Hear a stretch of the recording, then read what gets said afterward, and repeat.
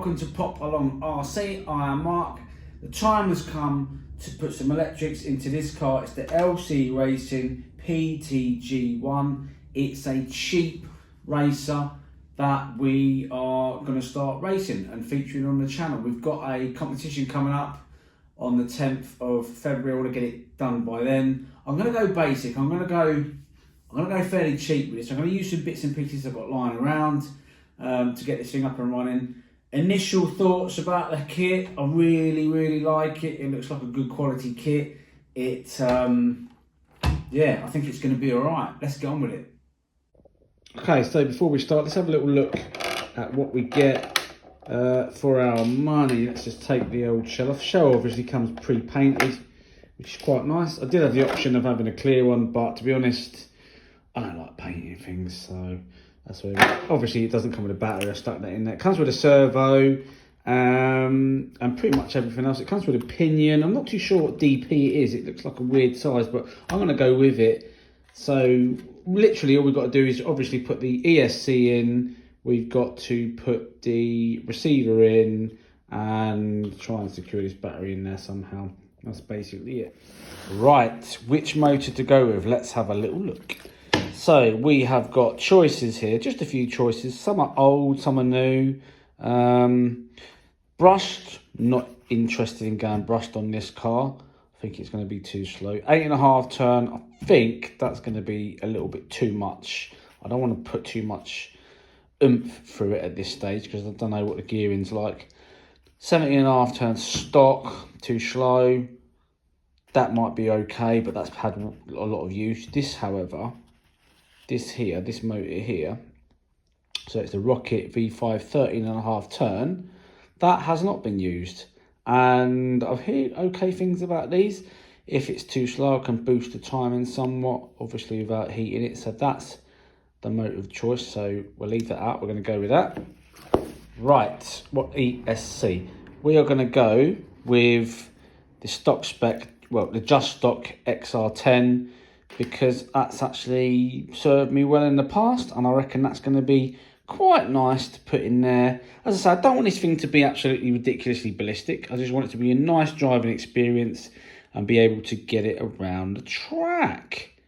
So it looks like I'm going to have to lengthen these wires somewhat. This used to be in my touring car before I upgraded, so we shall use that as well. Right, let's get on with it. So by the look of it, it looks really easy to actually put the motor in, because you just take these, screw out here, and you pull it out.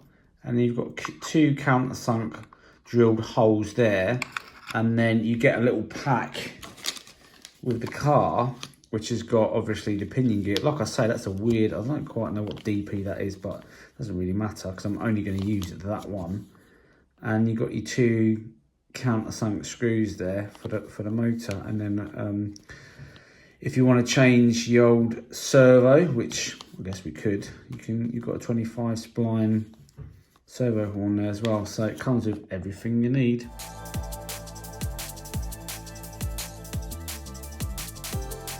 So that's a really unique way of putting the motor in the car. It's got like a little groove on here. It's nicely machined stuff, actually. I'm trying to pick holes in this car, but I can't yet. I mean, I've not seen it go, and that just basically slots in there. All right, I'll have to line it up. Oh, there you go, and there you go. Simple as that. So obviously you've got to get the mesh right, and then just pull it back a bit, and then screw it in, and that's that. Wow. Right, just a quick tip here. If you want to check the mesh, initially I thought, oh, I can't check the mesh, but you can, because there's, excuse the camera work here, you can actually just take that bit off there, and then you've got access. So what you want is a little tiny bit of play there, actually.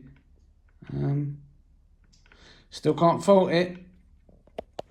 Right, motor's in nice and snug now. Such a nice, easy car to work on. So obviously you want a little dab of solder there, just on that motor terminal, or whatever you call it. I do like soldering.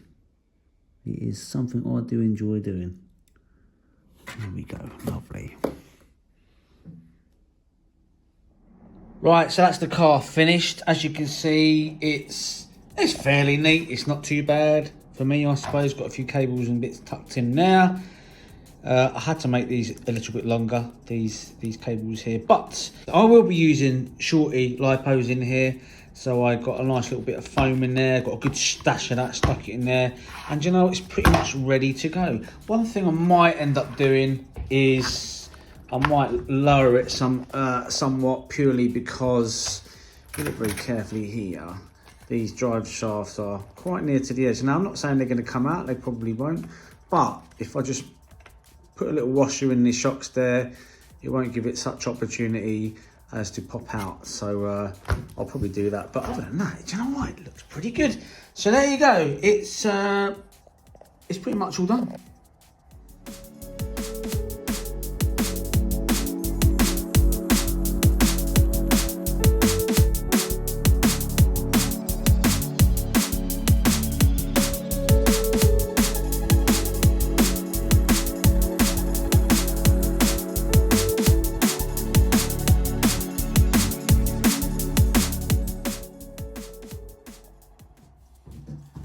So there you have it, the radio, motor and ESC installation on the LC Racing PTG1 off-road buggy. Is it going to be any good? I have a feeling it's going to be pretty good, this car, to be quite honest. On closer inspection, I cannot really see any faults or flaws with this car.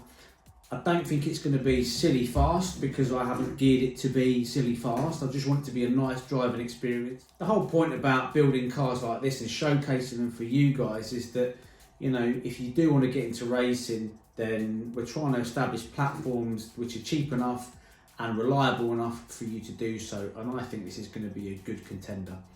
Anyway, look out for the upcoming LC Racing plus many other classes race on the 10th of February. There'll be details following shortly about that. Not much else to say apart from to get this thing on the track. Anyway, if you like what you see, like, subscribe, hit the old ding dong bell, and we'll see you sometime soon.